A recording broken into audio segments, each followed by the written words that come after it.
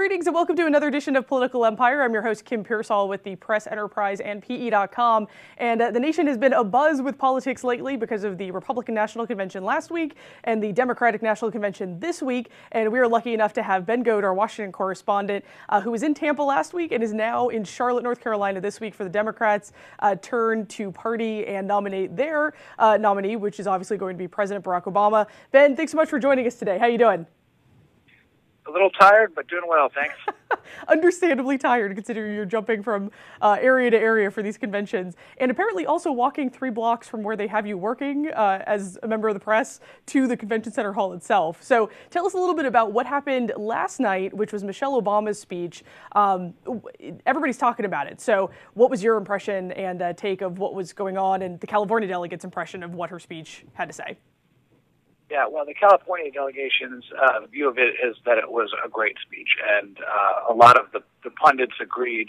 You know, Michelle Obama told stories of the early days with her and the president, in which she had to ride around in a rusted-out car where she could see the pavement moving below her feet. And, you know, with Republicans trying to paint Obama as an elitist, as a Harvard grad, someone who's out of touch with the electorate, I think those kind of sentiments are what Democrats need to put forward and remind people of his background.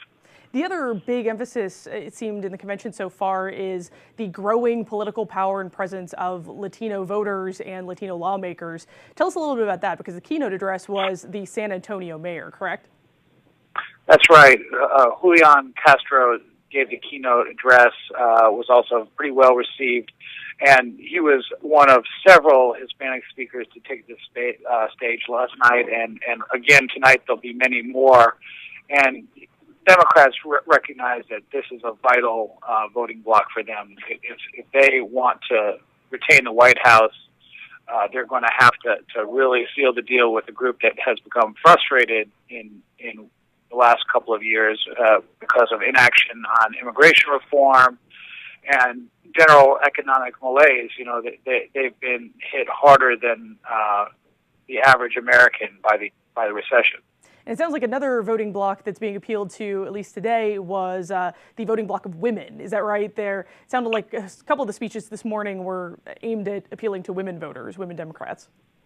Yeah, this morning, Cecile Richards, who is the president of Planned Parenthood, gave a speech to the California delegation, or what percentage of them were there early enough after last night's late festivities. But she said, you know, the Republicans want to take women's health care back to the 1950s, where they didn't have rights to abortion and insurance for birth control and equal pay and things like that. And then Senator Feinstein took the stage and had some pretty fiery comments herself on women's health issues.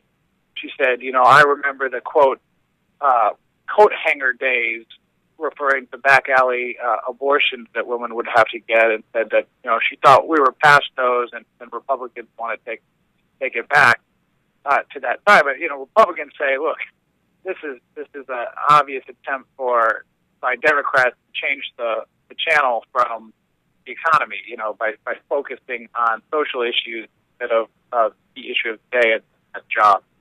And then finally, the California delegation in Tampa, Florida, for the Republican National Convention had to deal with late shuttles and, arriving to the convention center late for some of the speeches. The California delegation for the Democratic National Convention has had to deal with a pretty bad hotel, correct?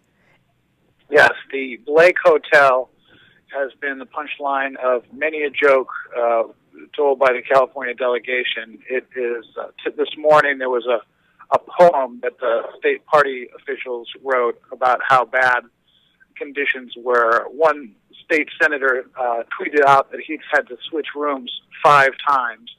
And some of my colleagues from the Washington press corps are staying there and complain about waking up in the middle of the night and having water just pouring through the roof, and there's cockroaches and wet paint and doesn't sound like a fun time over there. No, and I did see the video of apparently parts of the side of the building were falling off. You posted that with your blog entry. Our colleagues in the Dallas Morning News had videotaped actual pieces of the building falling off the side. So sounds like a great place, and we're glad you're not staying at the Blake, Ben.